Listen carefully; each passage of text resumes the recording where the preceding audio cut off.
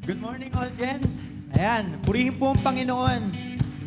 Dahil po lahat po tayo ay nakapunta ng church ng ligtas.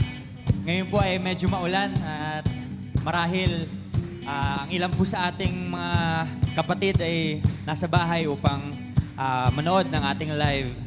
Ngayon pong umaga, ano pa po bang pinakamagandang paraan upang ipabatid ang ating pagmamahal sa Panginoon, kundi ang purihin siya, luwalhatiin ang kanyang pangalan at itaas.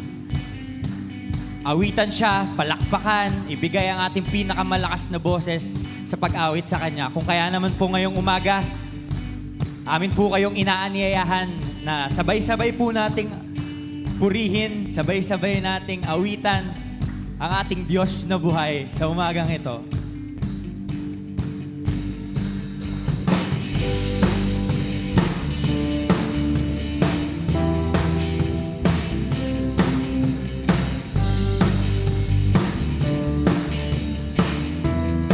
Ating awitin sa umagang kay ganda. Sa bawat umagang kay ganda, simula magpuri sa Kanya, itaas ang kamay at umawit. Sa bawat araw na dumaraan, Panginoon, Ikaw ang dahilan sa lahat ng ligaya at bawat ngiti mula sa labi kong nagpupuri. Mula sa labi kong nagpupuri.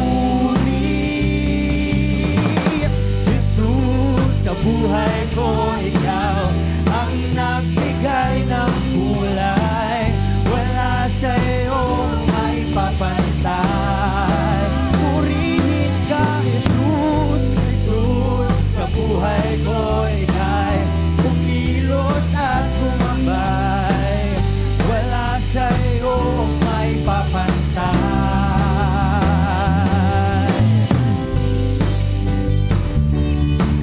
Ating patuloy na awitan ng ating Diyos na buhay, na siyang tunay na walang papantay.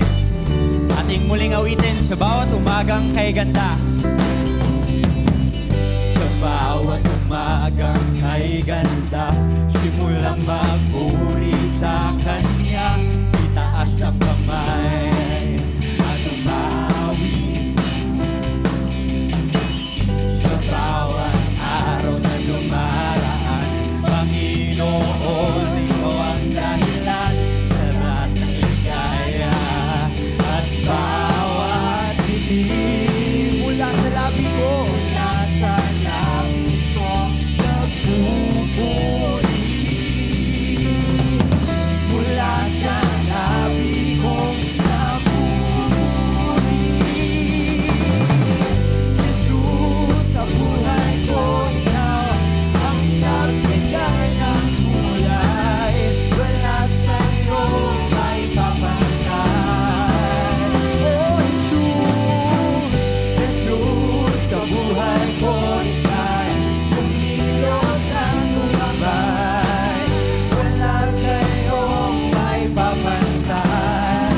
Awitan ka, Jesus, Jesus, sa buhay ko, Ikaw ang nagbigay ng kulay. Wala sa iyo may papantay. Oh, Jesus, sa buhay ko, Ikaw kumilos at gumabay. Wala sa iyo may papantay.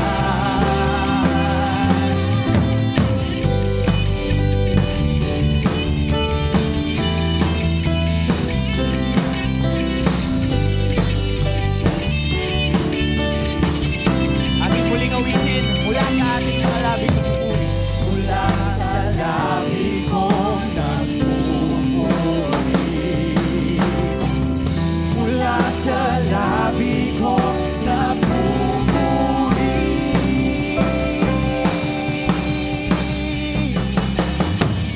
Jesus, sa buhay ko, Ikaw ang nagbigay ng kulay. Wala sa iyong may papantay. Pupurihin ka, Jesus. Jesus, sa buhay ko ikaw. Kumilos at lumabay, wala sa iyong may papantay. Dinadakila ka, Buhay ko ikaw, ang nagbigay ng kulay. wala sa iyong may papantay. Awitan ka, Sa buhay ko ikaw. kumilos at lumabay, wala sa iyong may papantay.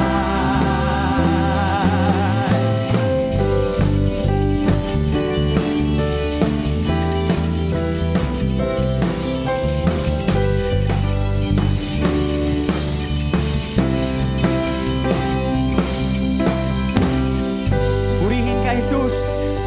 Purihin ang ating Ama. Palakpakan po natin ang ating Panginoon. Amen, amen. Tunay nga po na talagang ang ating Panginoon ay walang kapantay. Ang ating Panginoon na siyang patuloy na nagbibigay sa atin ng pag-asa, patuloy na nagbibigay sa atin ng saya, patuloy na nagbibigay sa atin mga puso ng lubos na kasiyahan. Tunay po na ang Panginoon natin ay dakila. Tunay din na siya ay patuloy na maghahari sa ating mga buhay. Kung kaya naman ating awitin itong awiting ito upang ideklara ang kanyang paghahari sa ating buhay. At patuloy nating dalangin ang kanyang paghahari sa ating buhay. Maghari ka, Panginoon. Maghari ka.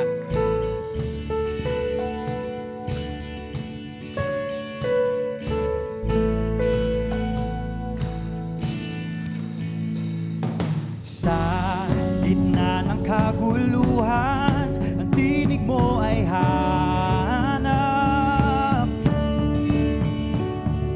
Sa templo mong banal, may bagong kagalakan.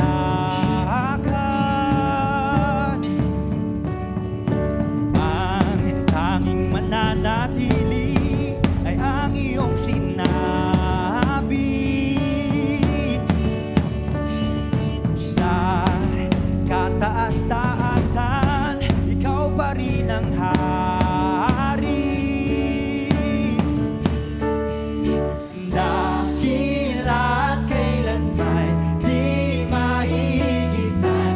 Ang ngalan mo ay kaligtasan ko. Ang iyong kaharian, ang aking adhika.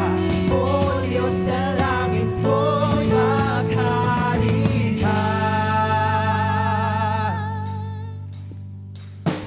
Sa gitna ng kaguluhan, ang tinig mo ay hanap.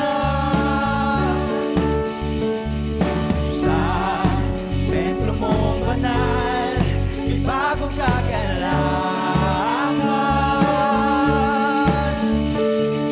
Ang tanging mananatili ay ang iyong sinabi. Sa kataas-taasan, Taas-taasan, ikaw pa rin ang hari. Dakila at kailanman di mahigitan. Ang ngalan mo ay kaligtasan ko. Ang iyong kaharian, ang aking adhika. O Diyos na langit ko'y maghari ka.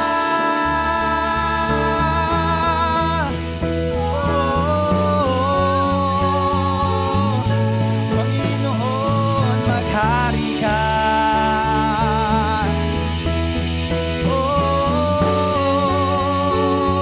Panginoon, sundin ang loob mo. Sundin ang loob mo dito sa lupa tulad ng sa langit. Sa iyo ang kaharian, kapangyarihan at kalwalhatian.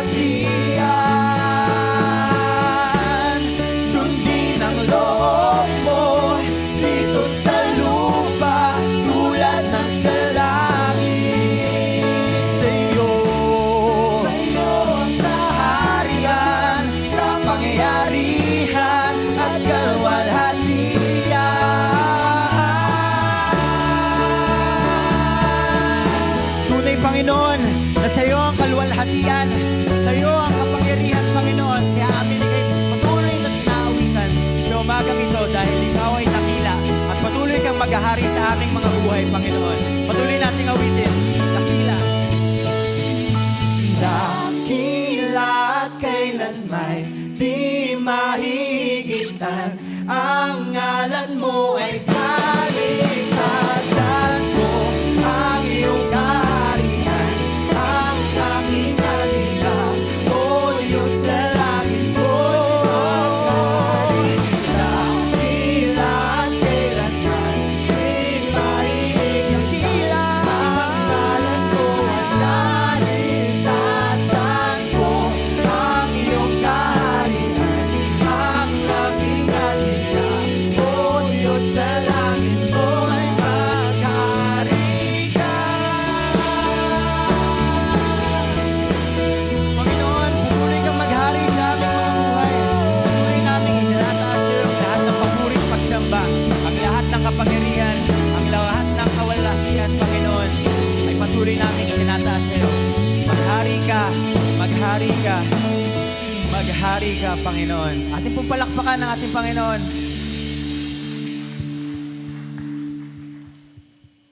Napakasarap pong maranasan at maramdaman ang walang hanggang pagmamahal ng Diyos sa ating buhay. Kaya naman po ngayong umaga, patuloy po nating awitan, papurihan at itanghal ang kadakilaan ng Diyos sa ating buhay.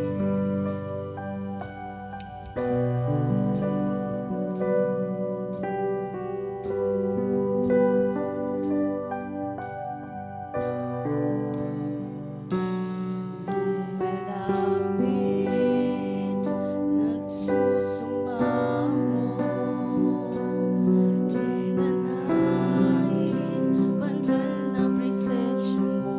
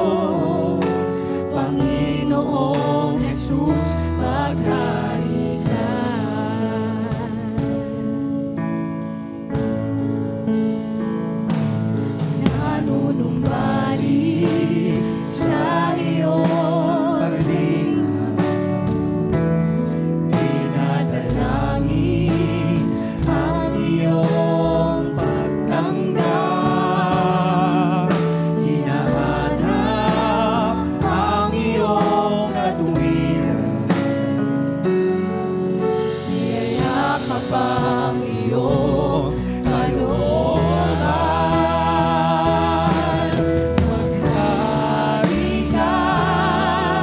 Maghari ka, Panginoong Jesus, maghari ka.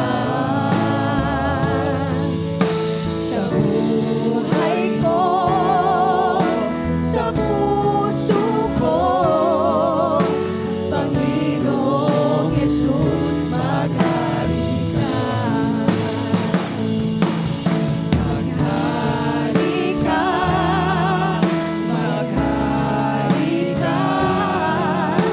Panginoong Jesus, maghari ka.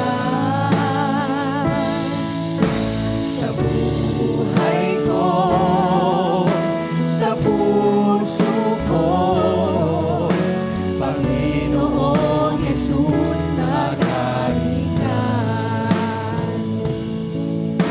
Sa buhay ko, sa puso ko, Panginoong Jesus, maghari ka. Panginoong Jesus, maghari ka. Ito po ang sama-sama naming dalangin, Panginoon, sa inyo, na kayo po nawa ang maghari sa buhay ng bawat isa sa amin. Ihanda po ninyo ang aming puso, isip, Panginoon, sa pakikinig ng inyong salita. At ingatan niyo po kami, Panginoon. Ito po ang aming dalangin ng papuri at pasasalamat sa iyo lamang. In Jesus' name we pray. Amen and amen. Manatili po tayong nakatayo para sa pagbasa ng kanyang salita.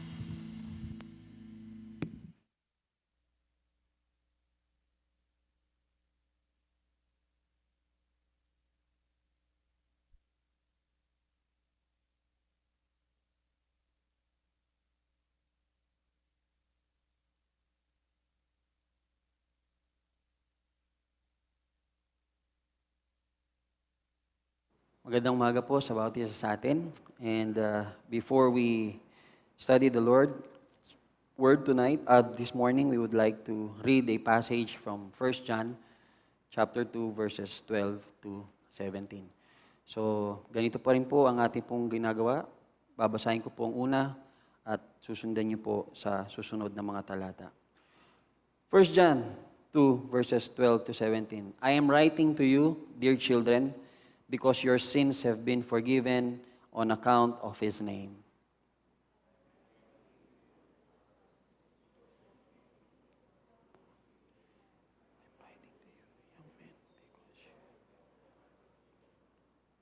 I write to you, dear children, because you know the Father. I write to you, fathers, because you know Him who is from the beginning.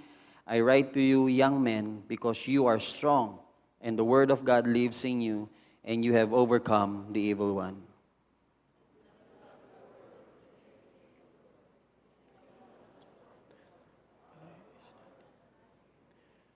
For everything in the world, the lust of the flesh, the lust of the eyes, and the pride of life comes not from the Father, but from the world. Sabay-sabay po tayo. The world and its desires pass away, but whoever does the will of God lives forever. May the Lord bless the reading of the Scripture. May can now sit down po.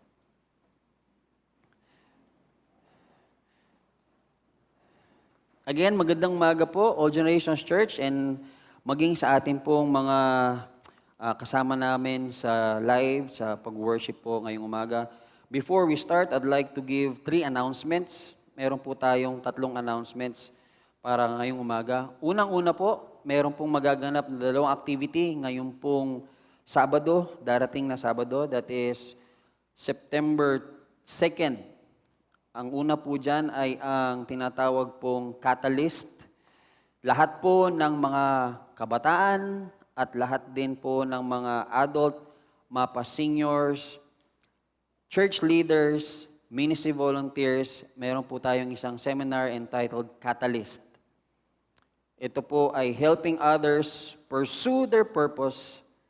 So kung sa atin po na hanggang ngayon, hindi pa po natin alam ang purpose ng Panginoon, ito po ay malaking tulong po sa atin sa ating pong spiritual na journey. Mangyayari po ito sa Sabado, September 2nd, alas 8 po ng umaga hanggang alas 12 ng tanghali.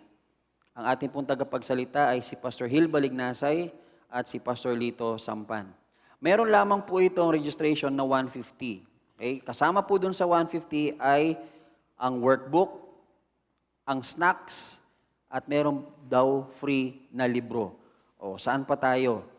Sa 150. May pagkain, merong pang workbook, may libre pang libro. So, i-invite po namin ang bawat isa po sa atin na mag-attend po, dumalo sa ating pong seminar catalyst sa Sabado pong ito. Pangalawa po, sa lahat po ng magulang ng aming mga JAM kids. So yung mga may anak po na dinadala po ang inyong pong mga anak sa JAM ministry, meron din pong magaganap na seminar. Ito din pong Sabadong ito, 8 a.m. ng umaga at gagawin po ito sa ating JAM classroom. Limited lamang po ang mga mag-attend. Kung kaya po, sana po ay atin na pong i-register ang ating mga anak to attend ito pong seminar. Ano po ito? It is a study of the Old Testament. So maaga pa lang, bata pa lamang po ay atin pong maibahagi sa kanila ang katuruan ng banal na kasulatan. So meron din po itong registration na 50 pesos. Okay? So, i-register nyo na po ang inyong mga anak. Last day po ng registration ngayon kasi ito pong Sabado na po magaganap yung seminar nila. Lastly, meron pong isa pang seminar para sa mga kalalakihan. Taas po ang kamay ng mga kalalakihan dito. Ayan. Meron po tayong seminar na magaganap hindi po sa Sabado, kung hindi sa September 17. Susunod po na linggo, kung hindi po ako nagkakamali. O sa pangatlong linggo pala yan. Sa pangatlong linggo po magaganap, September 17. That is a Sunday. Pagkatapos po ng ating pong service, meron po tayong seminar na magaganap. Ang title po ay Makalalaki at Makadiyos.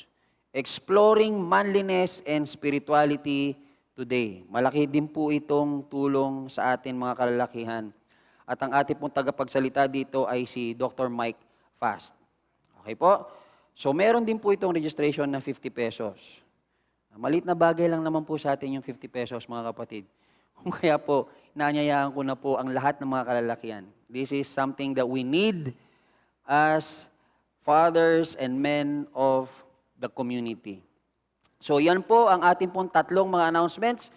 Nawa ay atin po silang bigyan ng panahon at mag-rehistro po tayo doon po sa likod. Meron po doon mga registration na kung saan ililist nyo po ang inyong mga pangalan. Okay po? So muli, yan lamang po ang ating pong mga announcements for this morning. But before we pursue, may I ask everyone to just pause for a prayer. So, pikit po natin ang ating pong mga mata and manalangin po tayo. Pag-pray po natin yung unang-una yung weather. I believe there's a typhoon in the northern part. Panalangin natin na magkaroon ng proteksyon ng ating mga kapatiran nasa norte.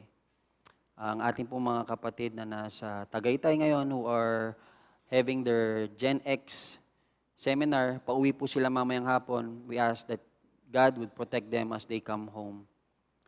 And sa ating pong government, I believe election po ng local government this coming October. So i-lift po natin yung ating pong mga liderato sa kanya-kanyang mga barangay. No? Magkaroon po talaga ng pagkilos ng Panginoon. Magkaroon po sila ng takot sa Diyos. So that ang kanila pong pamamahala sa buong komunidad ay naayon sa kagustuhan ng Panginoon sa kanilang buhay. Sige po, tayo po ay manalangin.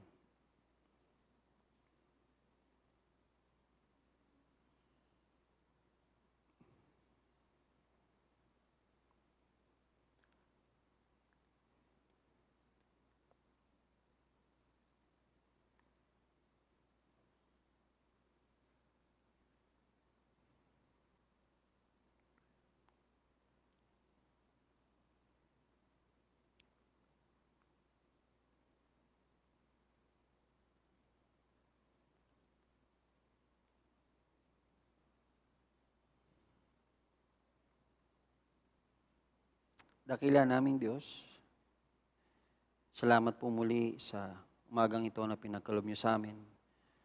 Sa kabila po ng maulan na panahon, ay pinagkaloban niyo muli kami ng isa pa pong araw sa aming buhay.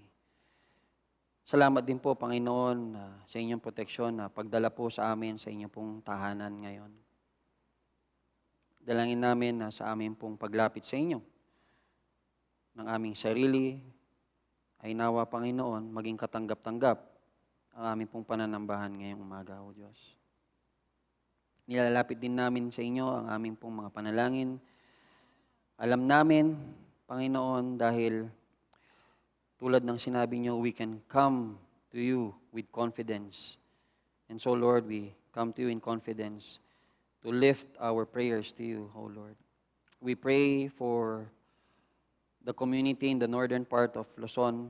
We ask, O Lord, for your protection sa kanila as the typhoon, Panginoon, hits the northern part. Dalangin po namin na kayo pong magpahina po ng typhoon na ito, Panginoon. Dalangin din namin yung aming pong mga kapatiran na nasa Tagaytay ngayon. Sa kanila pong pag-uwi, basa po ang daan, ilayo niyo po sila, Panginoon, sa anumang kapahamakan, Panginoon, sa kanila pong pag-uwi. May you bring them home safely, O Lord. Lord, we also lift to you our local elections this coming October. We pray, O Lord, that you would put into seat, Panginoon, yung mga tao, Panginoon, na merong takot sa inyo.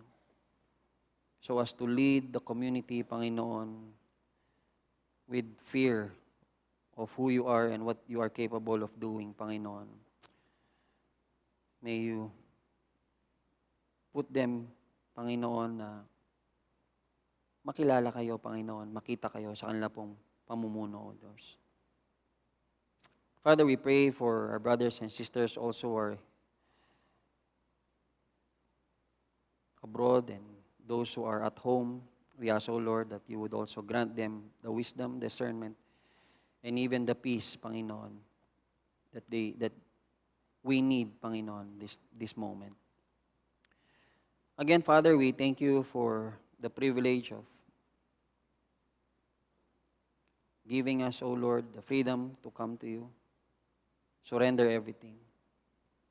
Remove anything that would hinder our minds and our hearts to understand, O Lord, your message sa amin. May your Holy Spirit, O Lord, move in our midst. This we all ask in the mighty name of our Lord Jesus Christ, we pray. Amen. Amen. Good morning po, All Generations Church. And this morning we would look at a passage in 1 John chapter 2, verses 12 to 17. Now, the title is, How Deep is Your Love? But I'd like to read something before we start. Sabi niya dito, How deep is your love? How deep is your love? I really mean to learn. Because we're living in a world of fools, breaking us down when they all should let us be. We belong to you and me. Alam niyo ba yung kanta na yan? Yon. So, ibig sabihin, meron po akong kapanahunan dito. Actually, hindi ko kapanahunan po yan. Medyo nauna-una pa ho sa akin yan. But this is a popularized song by the Bee Gees. So, magkakapatid na mga lalaki ito, pero ang boses nila grabe. Mga boses babae. Kaya, magandang pakinggan. And I titled the message, How Deep is Your Love? Kasi po, meron po akong gustong tanungin. Actually, hindi pala ako. Kung halimbawa po, ang Diyos ho ang nagtanong sa bawat isa sa atin. At ang tanong niya, Child, how deep is your love for me? Kung tatanungin ho ba tayo ngayon ng Diyos, Anak, gaano kalalim ang pagmamahal mo sa akin? Ano kaya ang magiging tugon ninyo? How deep is your love for God? If placed on a scale, which would tip? Kung nasa isang scale yan, ano ba sa Tagalog ang scale? Timbangan. Kung nasa timbangan yung tanong na yan, ano ba ang tataas?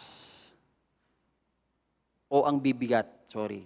Ang pagmamahal ba natin sa Diyos o ang pagmamahal natin sa mundo?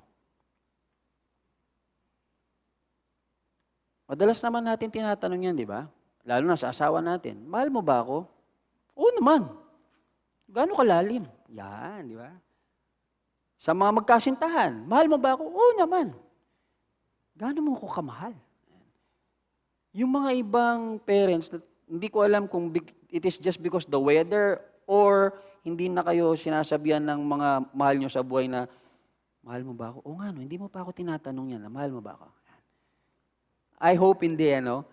I hope every time, especially for husband and wife, we often ask our loved one, our spouse, how deep is your love for me? Most especially when it comes to us believers. Bakit po? Kasi iyan po ang ating pag-aaralan. There are 5 reasons of John why he wrote 1 John. May clear lamang naman po ito kung kaya't kailangan po natin itong pag-aralan. Bakit? Kasi po ang salita po ng Panginoon, God's Word is not just, it's not a fiction o gawa-gawa lamang. Ang sulat po ng salita ng Panginoon, meron po palagi yan purpose. May dahilan. Hindi po yan na isusulat ng walang dahilan. At ito pong sinulat po ni Juan, meron pong 5 dahilan. Bakit niya po ito sinulat sa kanyang mga tagabasa?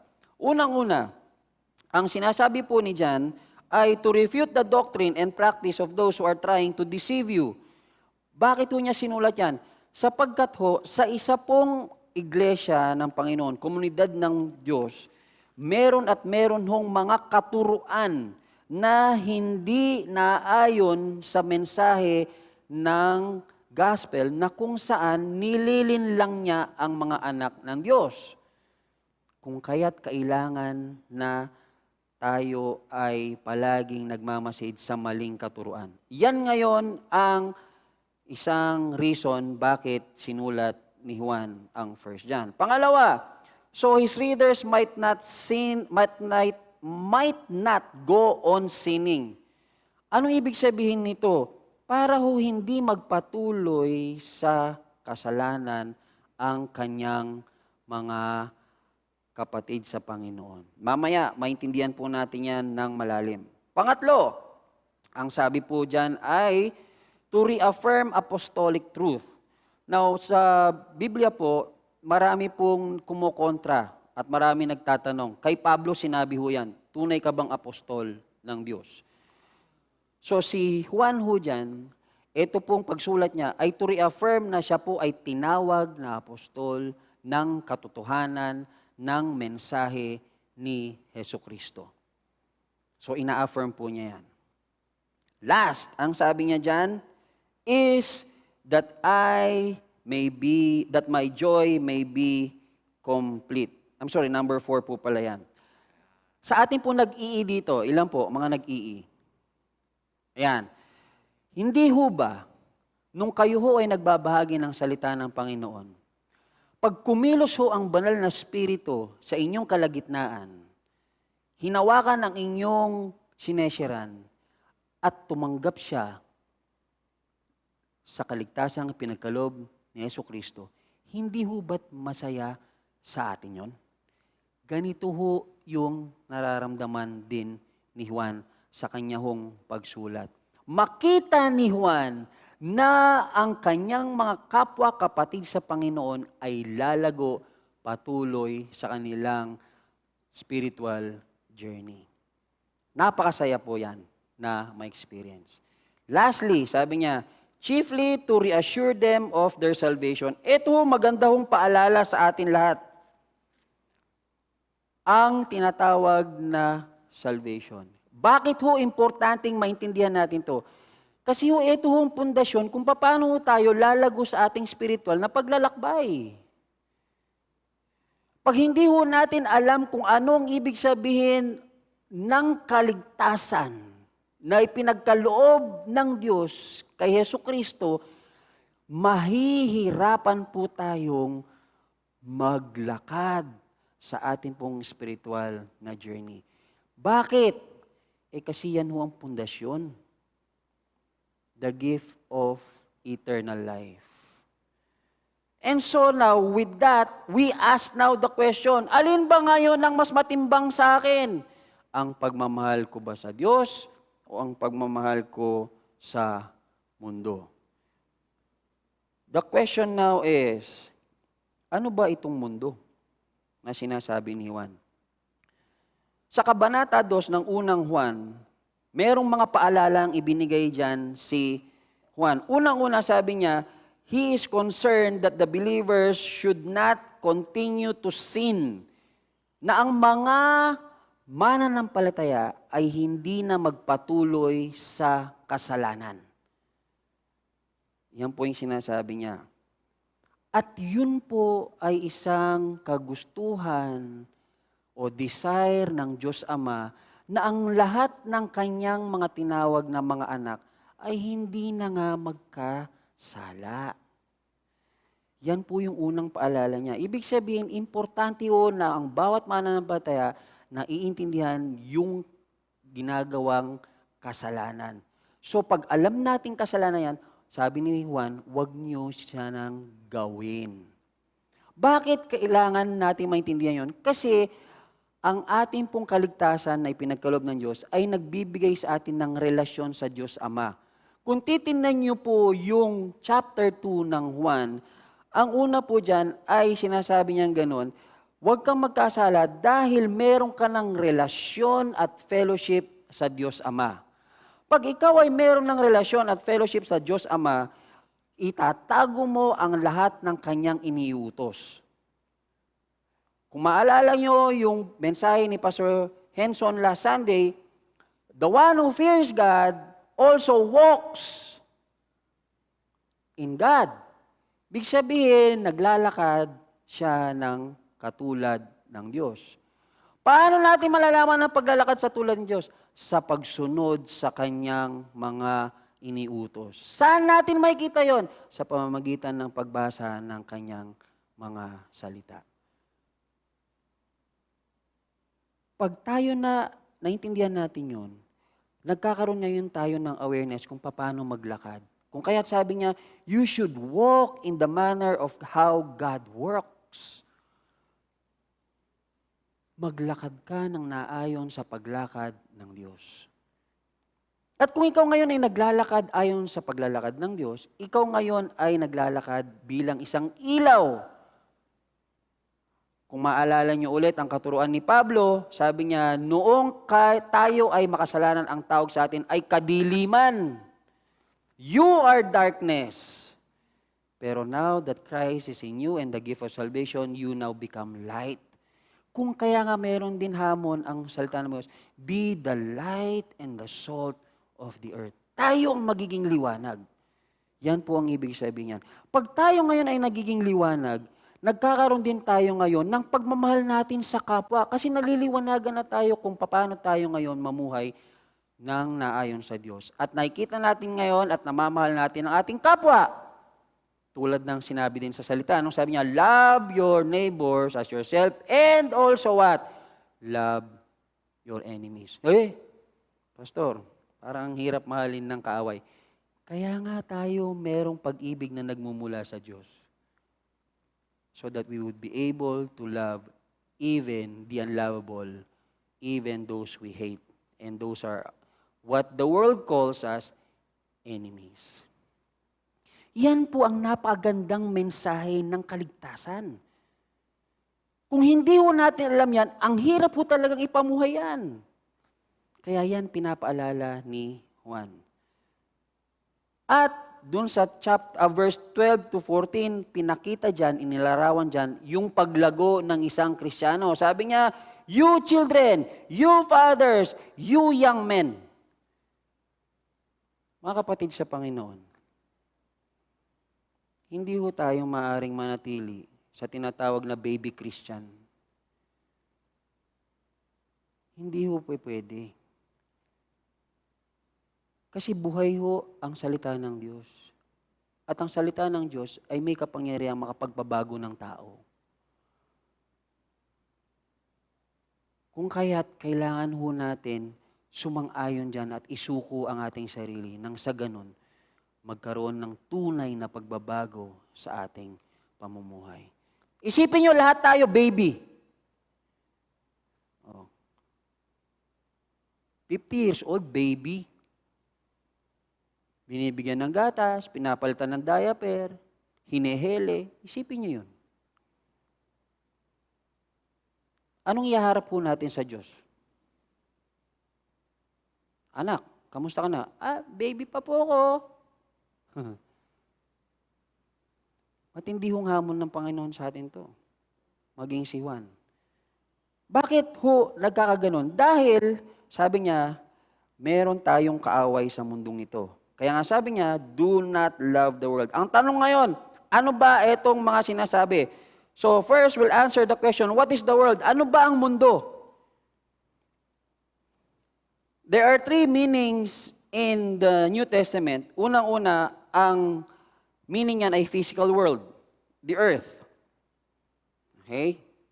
Pangalawa, mankind, human world. Ibig sabihin, for God so loved the world that He gave His only begotten Son. Tayo, humankind. Pero the warning that comes na sabi niyang, do not love the world, parang, di ba, kinreate nga ang mundo, so i-appreciate mo. May nature yan ng pagmamahal.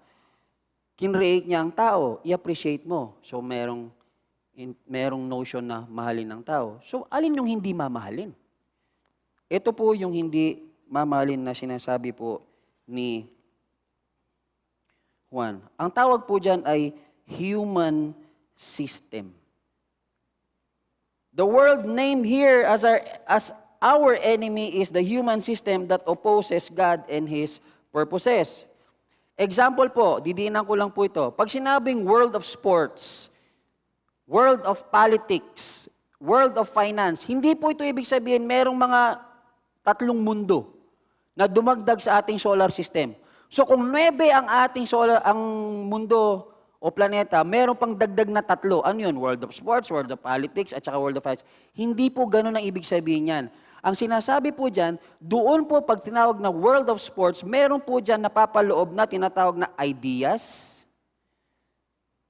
sports lovers, activities, purpose, and so on and so forth. That describes now the sports world.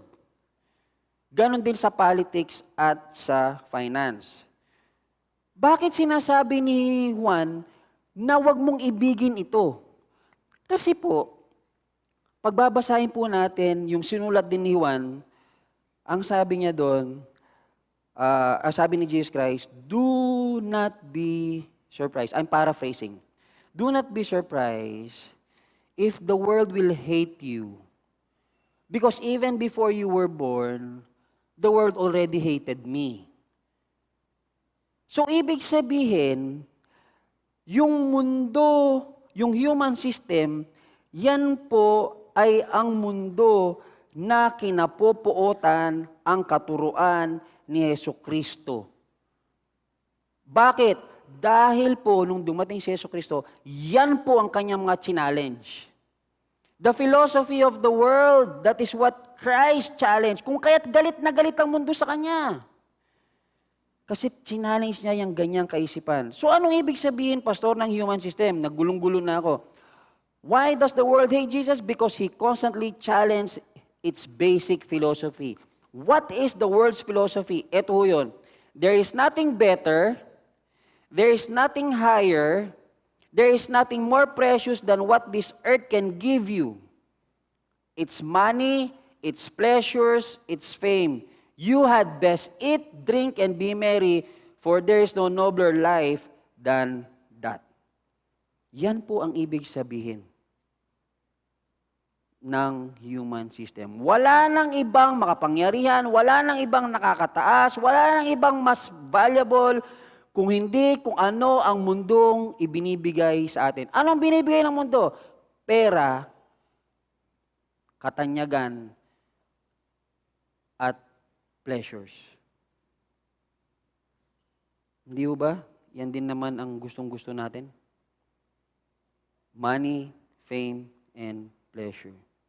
Kaya nga sabi niya, eat, drink, and be merry. Kaso, sabi ni Juan, huwag niyong mamahalin yan. Kasi kung mamahalin niyo yan, anong sabi niya? Ang pagmamahal ng Ama ay wala sa inyo. So meron ngayong contradiction doon sa pagiging mananampalataya at maging anak ng Diyos at hindi tayo wala ang pagmamahal ng Diyos sa atin. Merong conflict. Kaya pinapaalalahanan tayo ni Juan. Ano ngayon itong mga bagay na ito na sinasabi ni Juan na huwag niyong mahalin? Sabi niya, di ba? Do not love the world and the things of this world. So what are the things of this world? When you come to look at the passage, no, meron siyang binanggit dyan, lust of the flesh, lust of the eyes, and pride of life. Makikita po natin yan even doon sa creation. When Eve was tempted, these were the trap that she fell. There are the lust of the flesh, which is the tree was good. Maganda. There is now the lust of the eyes that was pleasing to the eyes. Ang ganda ng mansanas. Ang ganda ng prutas. And there is now the pride of life that says, you can be wise. Now let us look at those three. Lust of the flesh. Ito po mga kapatid, hindi po itong katawan, yung flesh. Hindi po yan yun. Ang lust of the flesh na sinasabi po dito ay yung pong nature po natin nung tayo po ay nagkasala. Kung kaya naman nung tayo po ay naging isang mananampalataya, ang sinabi po sa salita, behold, therefore now you are a new creation. Behold, the old has gone, the new has come. Yan pong ibig sabihin nun. Bakit? Kasi po, nilinis tayo ng dugo ni Jesus nung tinanggap natin siya bilang Panginoon natin tagapagligtas. And God now has given us eternal life. Therefore, ibig sabihin nun, we become a new creation. From an unregenerated human nature which is sinful and a sinner becomes now a son, a child, a daughter of God through Jesus Christ. Yan po yung nangyayari. So ano dyan ang ibig niyong sabihin, Pastor? Now, sa buhay natin, may pinagkaloob ang Diyos ng mga mabuti. Tama? Sa tao, sa desire, sa nature, binigyan niya tayo ng hunger. Mabuti bang hunger? Of course. Ang thirst, mabuti ba? Yes. Ang rest, mabuti ba? Yes. Ang sex, mabuti ba? Yes. Mabuti pala lahat, Pastor eh. Ano yung bawal? Ang bawal po na sinasabi dito, yung nagiging filosofiya ng mundo patungkol sa mga bagay-bagay na yan. Ang hunger, pag sumobra, ang tawag gluttony. Maganda pa ba ang glutton? Hindi na. Ang thirst, pag sumobra, drunkenness. Maganda pa ba ang drunkenness? Ang rest, pag sumobra, batugan. Maganda pa ba ang baging batugan? Ang sex, pag sumobra, immorality. Sex is only done in the bounds of marriage. But what does the world teach us? It's okay to cohabitate. Okay mag-live-in. Bakit? Testingin mo muna kung kayo talaga. Saan nang galing yan? Galing sa mundo yan. Idea yan ng mundo. Philosophy yan ng mundo. I-test muna natin yung sex natin. Baka naman hindi tayo compatible. Katuruan ba yan, mga kapatid, sa Bible? Galing sa mundo yan. Pagnanasan ng laman yan. Yan ang sinasabi ni Juan. Huwag niyong mamahalin. Huwag niyong isipin yan. At huwag niyong bigyan ng importansya yan. Kasi magdudulot lang yan ng paghihiwalay ng relasyon niyo sa Diyos at mawalang pagmamahal niya sa inyo. Hindi ako nagsabi niyan. Si Juan ang nagsabi niyan.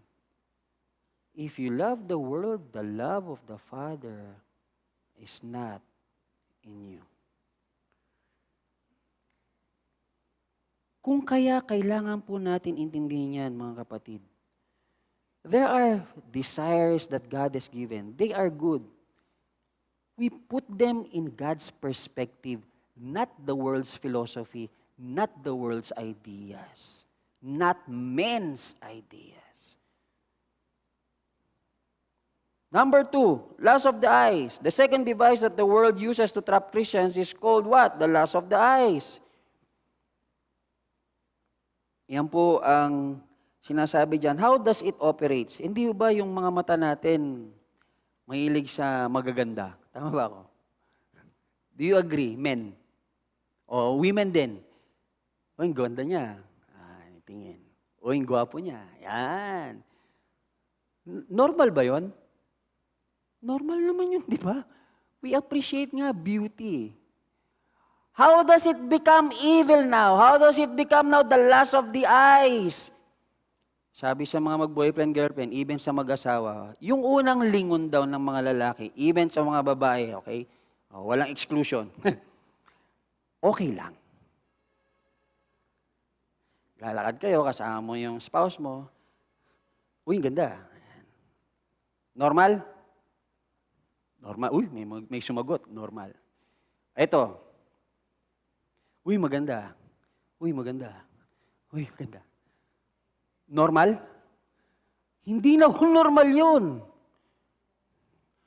Kasama nyo either yung asawa nyo or yung fiancé nyo. Tapos sa'yo, uy, ang ganda. Uy! Sisikuin ka, ano yun?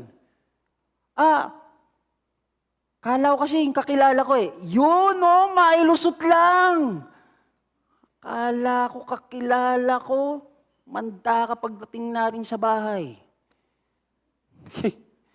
Kakilala mo pala, ha? Kulang na lang, madapa ka na eh. Lust of the eyes. Always wanting something. Alam niyo, may example po yan. Kung kilala niyo si Joshua, nung kanila pong sinabi ng Diyos na, okay, Joshua, i-conquer mo na yung promised land. They did it. They conquer. They are preparing to conquer and they're doing conquering now of the promised land. But here comes now something. In Joshua 7:21, meron po siyang kasamahan doon na nagkaroon po ng trap pagdating po sa lust of the eyes. Sabi po ng Diyos, when you conquer your enemies, do not take any spoils from them o spoils of war. Ano ibig sabihin nun? Pag nanalo kayo sa gera kasi, pag natalo, may mga naiiwan na mga bagay, tama? Ang sabi ng Diyos, pag natalo niyong kaaway, huwag kayong kukuha ng mga naiwan nilang gamit. En problema, si Achan, nung nakita niya, kinuha niya. O paano natin alam na nakita niya at kinuha niya, Pastor? Joshua 7:21. When I saw, tinanong, bakit mo kinuha? Sabi ni Achan, when I saw among the spoils a goodly Babylonian garment and 200 shekels of silver, then I coveted them and took them. Anong sabi sa kanila ng Diyos? Huwag kayong kukuha ng spoils. Anong nangyari kay Achan? Sabi niya, uy, grabe, silver, uy, mamahaling garment. Walang nakakatingin, kunin. What happened? Yung mga sumunod po nilang mga kaaway, talo sila. That is the lust of the eyes. Now, God has given us blessings. Do you agree? Yes. There are blessings that come from God.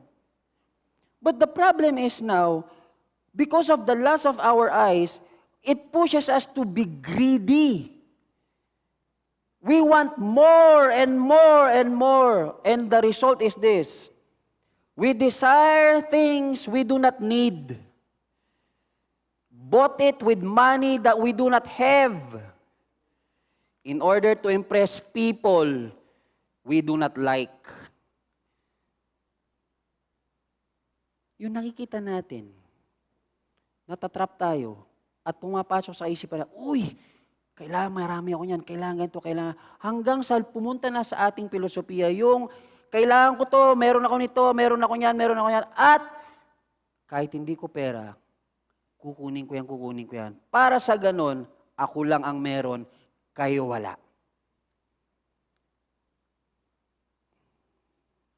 Is that now a good thing? I don't think so. Our eyes perverts beauty. Yun nga, pinakita natin, in example ko, maganda naman, you appreciate beauty. Pero yung lust of the eyes becomes now what? Erotic. Becomes now what? Pornography. Oh, becomes now what? Idolatry. See? Beauty lang naman But because of the lust of the eyes, we allow it to control. Yung isang dalaga, yung isang binata, na ina-appreciate mo lang yung pagka-create sa kanya ng Diyos, nagiging kalaswaan na sa ating mga mata. Kaya nga, di ba sa Old Testament, meron yung pag nagkasalang yung kanang mata, anong gagawin nyo?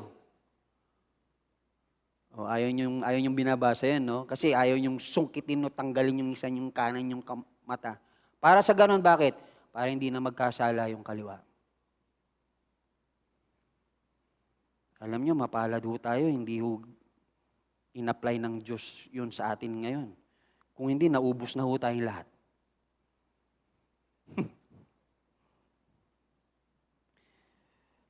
Second, when it comes to the eyes, it is a gateway to the mind. Pag meron kang nakikita, gateway yan papunta sa ating pag-iisip. Uy, okay to ang ganda to You become now a thinker. Natitrigger yung pag-iisip mo, yung creativity mo. Kaya, mga kapatid, let's be very careful on that. Pangatlo, the pride of life. Sa NASB, ang sinabi po dyan ay boastful pride of life. The Greek word for pride means to brag, to impress people with his importance. Importante ako. So kung titinan natin dito, ito ay yung tinatawag na bragging rights. Okay? Pag ito po ay sumobra, hindi yun nagiging maganda dahil anong nangyayari? Nagkakaroon tayo ng tinatawag na envy. Nagkakaroon tayo ng jealousy. Ano pa? Rivalry.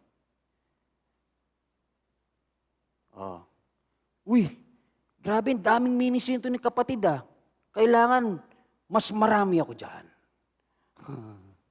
Uy, bakit siya life group leader? Ako hindi. Mas matalino naman ako dyan. Ayan. Bakit yan praise and worship leader? Kay bago-bago. Ako, simula nung itinayo ang church, nandito na ako. Pride of life.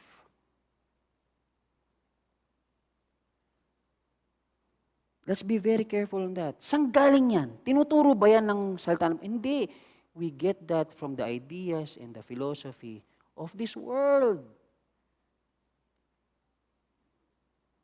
Kaya nga sabi dito, do not love these things. Do not allow them to set in your hearts. Do not even think of them as important in your life.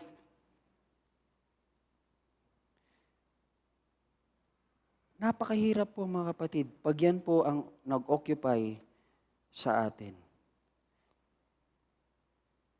And why do we need to understand it? Kasi po, ang pagmamahal sa mundo, hindi ho instant. Uy, mahal ko. Hindi. Subtle ho yan. Dahan-dahan ho yan. It creeps slowly into us. Kaya dapat palagi po tayong aware sa mga bagay na yan. The lust of the flesh, the lust of the eyes, the pride of life, and now the question, bakit naman natin hindi ito mamahalin? Dahil, sabi niya, first, because love for the world and love for God are mutually exclusive. Hindi ho natin pwedeng sabihin na kaya kong mahalin ang Diyos at kaya ko ding mahalin ang mundo. Ano ang sabi sa salita? You would either love one and hate one. You would either love mammon or God, money or God, pleasure or God. Hindi pwedeng parehas. Ang human nature natin, we are only to submit to one master. Tayo, empleyado, magsasubmit ka ba sa lahat ng iba't ibang boss? Hindi ba may isang boss lang? Magkakagulo-gulo tayo pag gano'n, ang dami nating boss. Kaya ang nature natin, isa lang dapat. Pero kasi tayo, because of our human nature, we tend to want to be in the middle. Baka pwede to, pastor. Baka pwede din to, pastor. So anong nangyayari? Monday, Tuesday, Wednesday, Thursday, Friday, work. World. Saturday, myself, mine. Sunday, ikaw naman, Lord. Galing ano?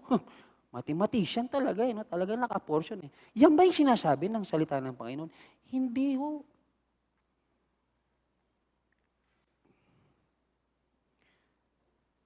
It's either we love the world or we love God. What else? That's the next reason. Because the world is passing away. Mawawala naman ho itong mundo eh. Temporary lang ho ito eh. Sabi nga sa Bible, di ba? What it is for you if you gain the whole world and lose your soul. O sige, ikaw na ang pinakamayaman, ikaw na lahat. Pag namatay tayo lahat, nasan yung yaman mo? Nasan yung fame mo? Nasan yung pleasures mo? Ang nakakalungkot pa nun, pag hindi ka anak ng Diyos, malamang magkikita kayo ng kaaway ng Diyos.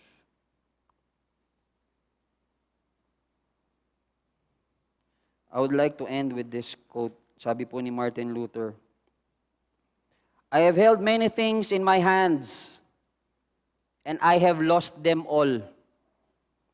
But the things I have placed in God's hands, I still possess.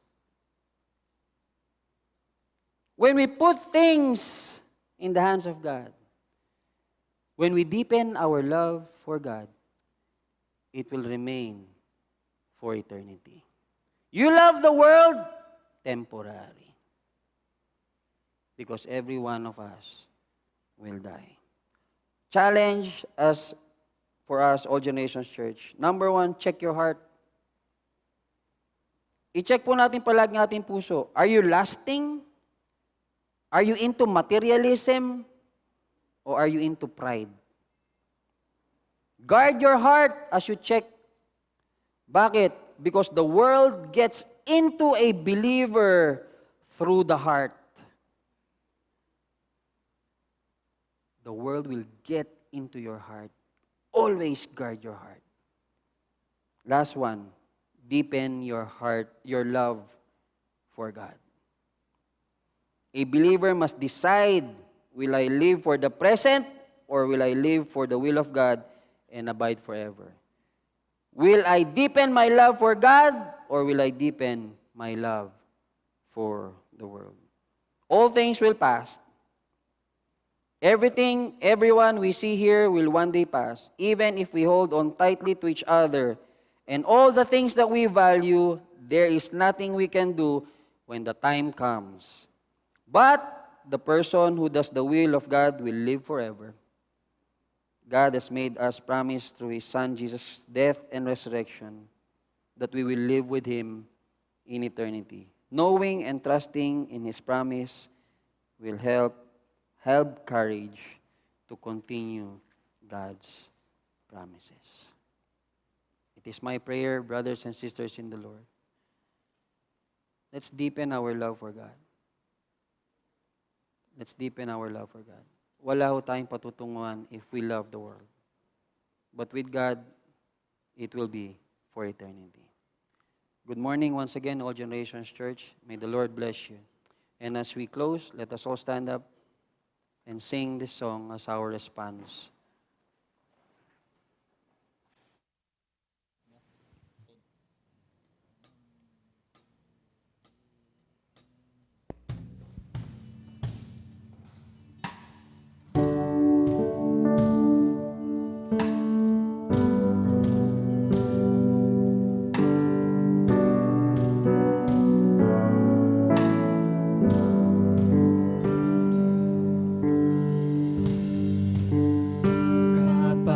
Kapayapaan nagmumula sa'yo.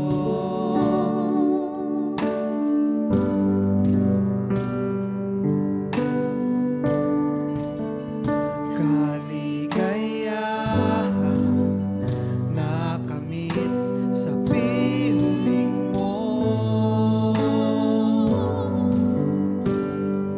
Wala nang hahanapin pa. Wala nang nanaisin pa, kundi mamalagi sa piling mo, aking Ama.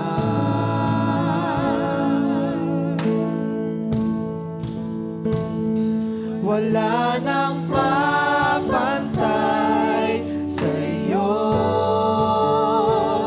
nag-iisang Panginoon. Kaya ang naisin ng puso ko sa piling mo.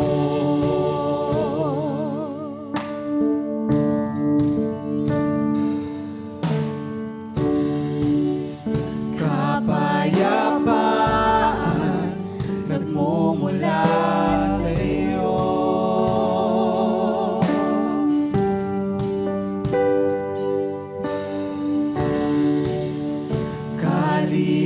Kaligayahan nakamit sa piling mo.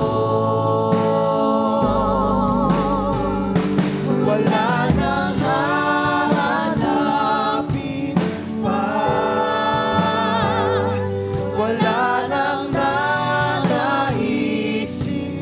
pa, kundi mamalagi sa piling mo, aming Ama.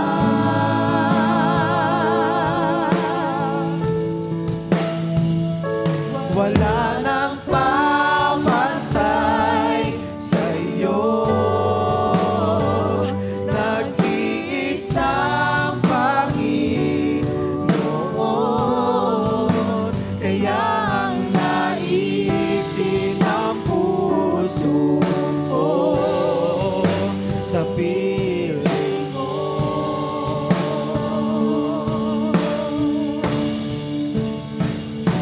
Wala nang hahanapin pa.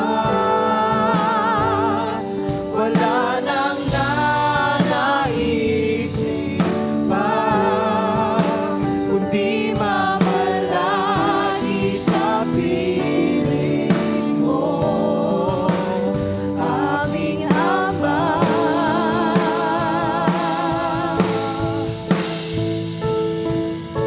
Wala nang papantay sa'yo,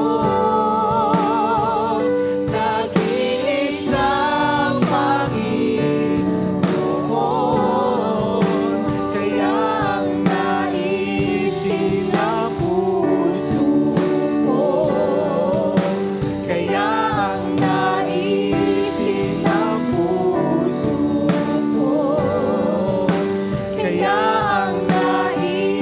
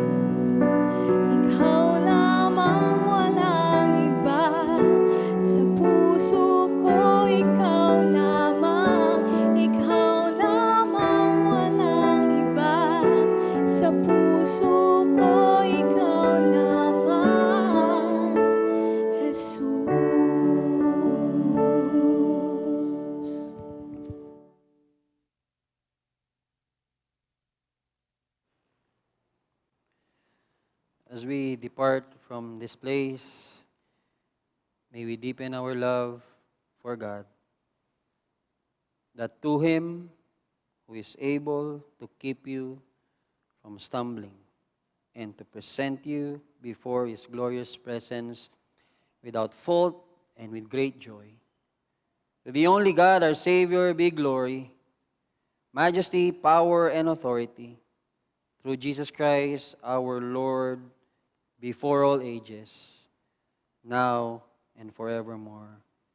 Amen and amen. God bless po, All Generations Church. May you have a blessed week ahead of you. Amen, amen.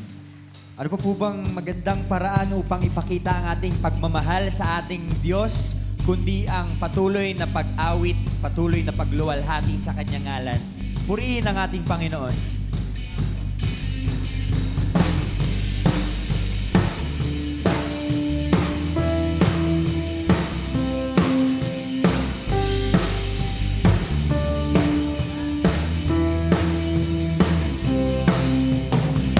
Sa bawat umagang kay ganda, simula magpuri sa Kanya, itaas ang kamay at umawit na. Sa bawat araw na dumaraan, Panginoon mo ang dahilan sa lahat ng ligaya at bawat ngiti. Mula sa labi kong nagpupuri, mula sa labi kong nagpupuri. Jesus, sa buhay ko, Ikaw ang nagbigay ng kulay. Wala sa iyo may papantay. Jesus, sa buhay ko, Ika'y umilos at lumabay. Wala sa iyo may papantay.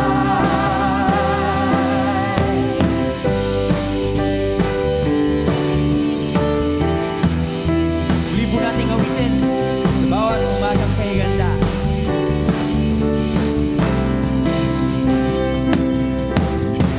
Sa bawat umagang kay ganda, simula magpuri sa Kanya, itaas ang kamay at umawit na. Sa bawat araw na dumaraan, Panginoon, Ikaw ang dahilan sa lahat ng ligaya at bawat ngiti. Mula sa labi kong nagpupuri, mula sa labi kong nagpupuri. Jesus, sa buhay ko, Ikaw ang nagbigay ng kulay. Wala sa iyo may papantay. Jesus, sa buhay ko, Ika'y kumilos at lumabay. Wala sa iyo may papantay. Aawitan ka, Jesus. Jesus, sa buhay ko, Ikaw ang nagbigay ng kulay. Wala sa iyo may papantay. Jesus, Jesus, sa buhay ko, Ika'y kumilos at lumabay. Wala sa iyo may papantay.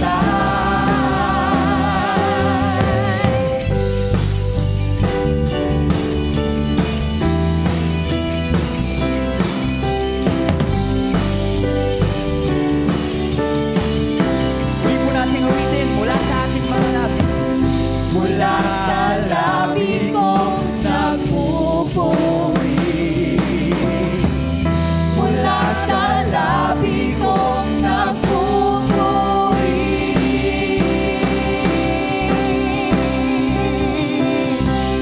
Jesus, sa buhay ko, Ikaw ang nagbigay ng kulay.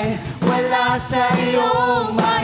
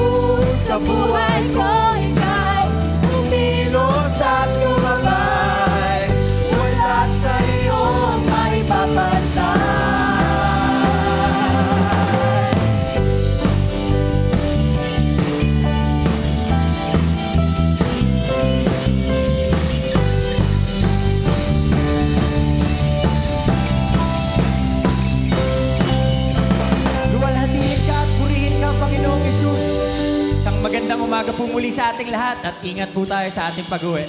God bless po.